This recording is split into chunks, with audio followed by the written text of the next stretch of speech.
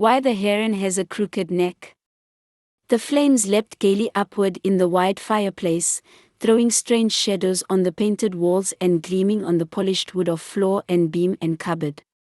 Little Jan basked contentedly in the warmth, almost dozing, now absently stroking the terrier curled up beside him, now running his fingers through the softer fur of the rug on which he lay.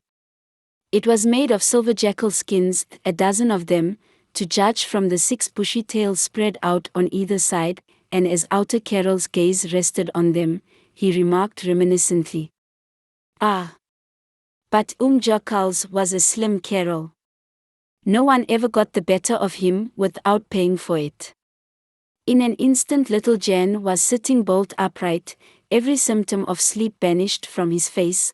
The book from which Willem had been laboriously trying to gain some idea of the physical features of Russia was flung to the far end of the rust bank, while Paitai, suspending for a brief moment his whittling of a catapult stick, slid along the floor to get within better sight and sound of the storyteller. Yes, my little masters, sometimes it was Umlu he cheated, sometimes it was Ubba's babyan or wolf, and once it was the poor little dove, and that is what made me think of how he was cheated himself.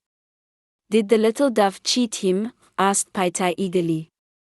No, Bosh, the dove is too frightened, not stupid, Bosh, but like people are when they are too gentle and kind and believe everything other people tell them.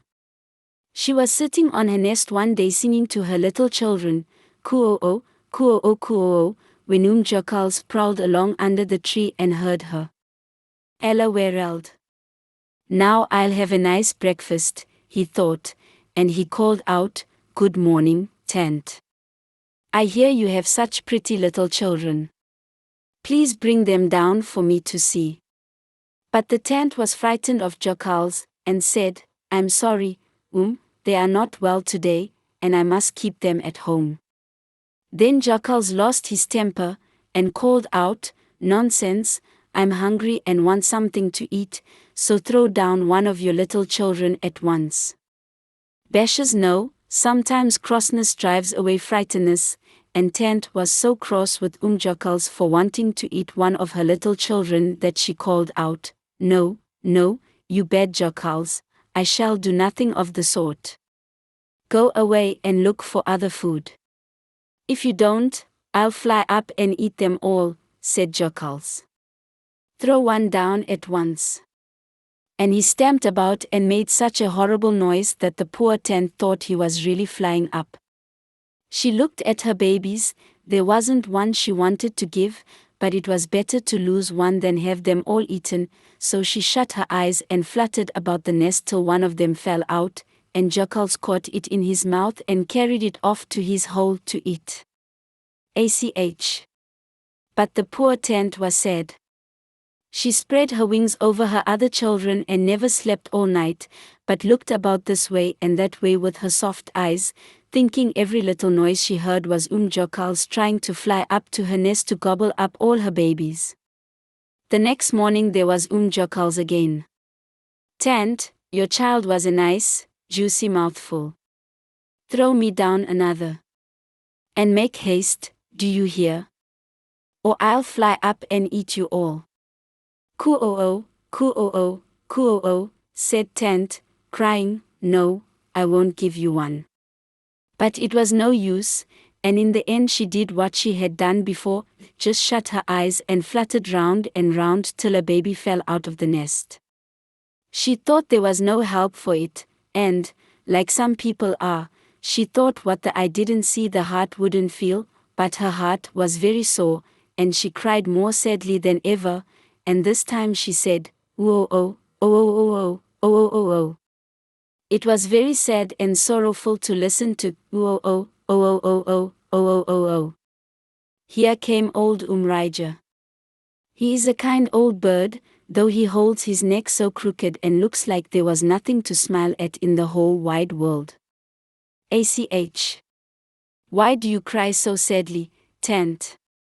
It nearly gives me a stitch in my side. Oh. I'm very miserable. Outa Karels has eaten 2 of my little children, and tomorrow he will come for another, and soon I shall have none left. But why did you let him eat them? Because he said if I didn't give him one he would fly up and eat them all. Oh oh oh oh oh. Then Raja was very angry. He flapped his wings, and stretched out his long neck, so, my bashes, just so. The children hugged themselves in silent delight at Outa's fine acting, and he opened and shut his long beak to show how he would like to peck out Jakal's wicked eyes if he could only catch him. That verve lacks Jakals, he said. To tell such lies. But, Tant, you are stupid. Don't you know Jakals can't fly? Now listen to me. When he comes again, tell him you know he can't fly, and that you won't give him any more of your children. The next day there came Jakals again with his old story, but Tant just laughed at him. No. You storytelling bushytail, she said, I won't give you any more of my little children, and you needn't say you'll fly up and eat them, because I know you can't. Ne-ah-ah, said Jakals, growling, how do you know that? Raja told me, so there, said Tant. And you can just go to your mother. My. But Tant was getting brave now that she knew she and her little children were safe. That was the worst insult you can ever give a grown-up Jakals, and Jakals growled more than ever. Never mind, he said at last, Tant is only a Brahman's, I won't bother with her anymore. But wait till I catch Raja.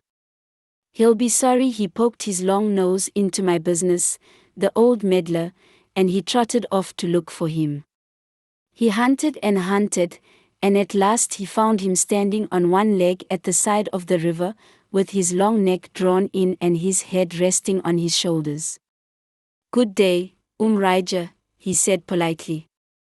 How is today? I'm all right, answered Raja shortly, without moving an inch. Jakal spoke in a little small voice, Talk so humble. Please come this way a little, I'm so stupid, but you are so wise and clever, and I want to ask your advice about something. Raja began to listen. It is more so when people hear about themselves. He put down his other leg, stretched out his neck, and asked over his shoulder, What did you say, Come talk this way a little, the mud over there is too soft for me to stand on. I want your valuable advice about the wind. The other people all say I must ask you, because no one is as wise as you. Truly Jakals was a slim Karel. He knew how to stroke Raja's feathers the right way. Raja came slowly over the mud, a person mustn't show he is too pleased, he even stopped to swallow a little frog on the way, and then he said, careless-like, Yes, I can tell you all about the wind and weather. Ask what you like, Jakals. His long neck twisted about with pride. When the wind is from the west, how must one hold one's head? Is that all, said Raja. Just so. And he turned his head to the east. Thank you, And when the wind is from the east? So. Raja bent his neck the other way. Thank you, said the little small voice, so grateful and humble. But when there is a storm and the rain beats down, how then? So, said Raja, and he bent his neck down till his head nearly touched his toes. My little masters, just as quickly as a whipsnake shoots into his hole, so Jakal shot out his arm and caught Raja on the bend of his neck, crack, and in a minute the poor old bird was rolling in the mud with his neck nearly broken, and so weak that he couldn't even lift his beak to peck at the false wicked eyes that were staring at him. Oh! How glad was cruel Jakals! He laughed till he couldn't any more. He screamed and danced with pleasure. He waved his bushy tail, and the silver mane on his back bristled as he jumped about. Ha! Ha! Ha! Thought to do me a bad turn, but I'll teach people not to interfere with me. Ha! Ha! Ha! No one is as wise as Raja, eh? Then he will soon find out how to mend his broken neck. Ha! Ha! Ha! Jackals gave one last spring right over poor Raja, and danced off to his den in the coppice to tell 10 jackals and the little jackalsters how he had cheated Raja. And from that day, Bashes, Raja's neck is crooked, he can't hold it straight, and it's all through trying to interfere with jackals. That is why I said jackals is a slim Karel. Whether he walks on 4 legs or on 2, the best is ma to leave him alone because he can always make a plan, and no one ever gets the better of him without paying for it in the end.